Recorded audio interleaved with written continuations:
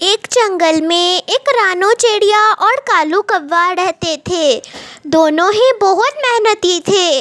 उन दोनों की एक बेटी थी जिसका नाम पाड़ो था। कालू के पास एक खाली ज़मीन थी जिस पे वो अपना कुछ फसल उगाया करता था। एक बार कालू ने एक दुकान से खाद खरीदी और वह उस खाद को अपने ज़मीन पर डाल देता है, पर उसकी ज़मीन फिर बंजर हो जाती है। तभी कालू कौवा रानो चिड़िया से कहता है, रानो, एक बुरी खबर है।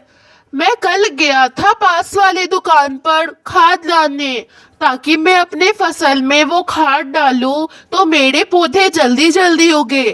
पर मैंने जैसे ही खाद डाला मुझे उसमें से गंदी बदबू आ रही थी, पर फिर भी मैंने उसे अनदेखा कर दिया और आज मेरी पूरी जमीन बंजर हो गई। अब मैं क्या करूं? हमारा घर कैसे चलेगा? मुझे तो कुछ समझ ही नहीं आ रहा है।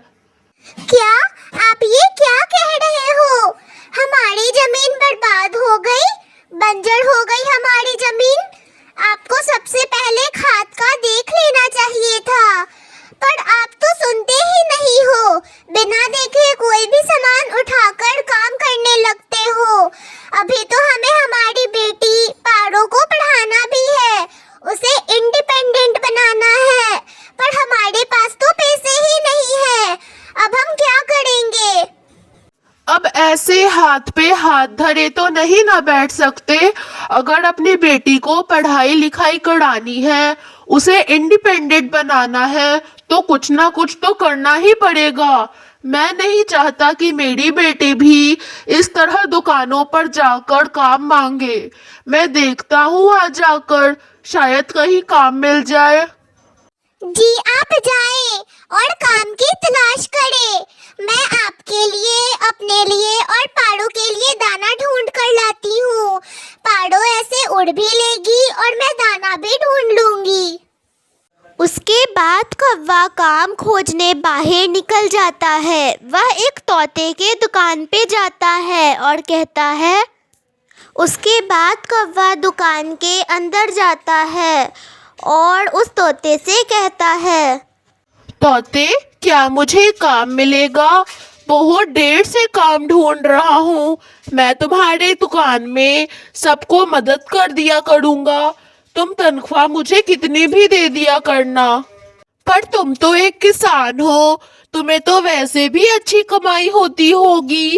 किसान सारे सब्जी और फल बेचकर अच्छी कमाई कर लेते हैं, फिर तुम्हें काम की क्या जरूरत है? दरअसल बात यह है कि मैंने अपने पास वाले दुकान से खाद खरीदी अपने जमीन पर डालने को, पर जब मैंने अपनी जमीन पर वो खाद डाली, एक ही दिन में मेरी जमीन बंजर हो गई और उस पे तो अब मैं कोई सब्जी और फल उगा भी नहीं सकता।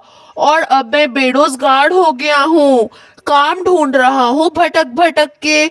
मुझे अपनी बेटी पारो को इंडिपेंडेंट बनाना है और अच्छे से पढ़ाई लिखाई कर कर एक बड़ा अफसर बनाना है, इसीलिए काम ढूंढ रहा हूँ।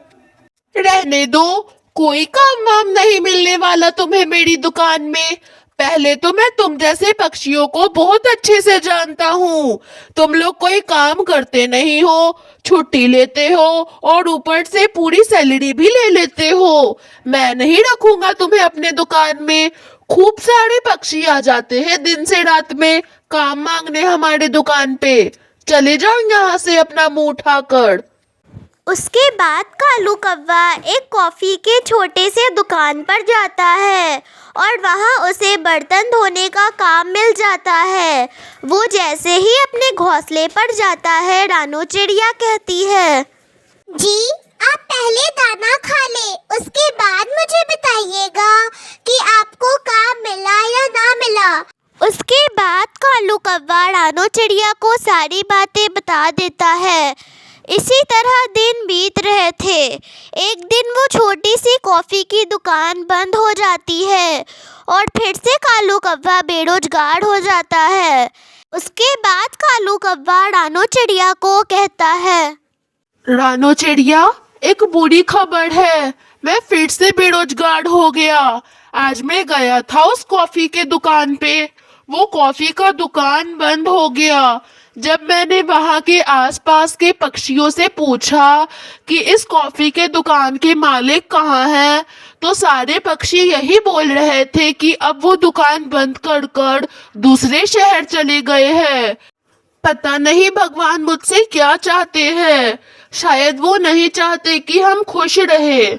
जी आप उदास ना हो, चिंता भी ना करें।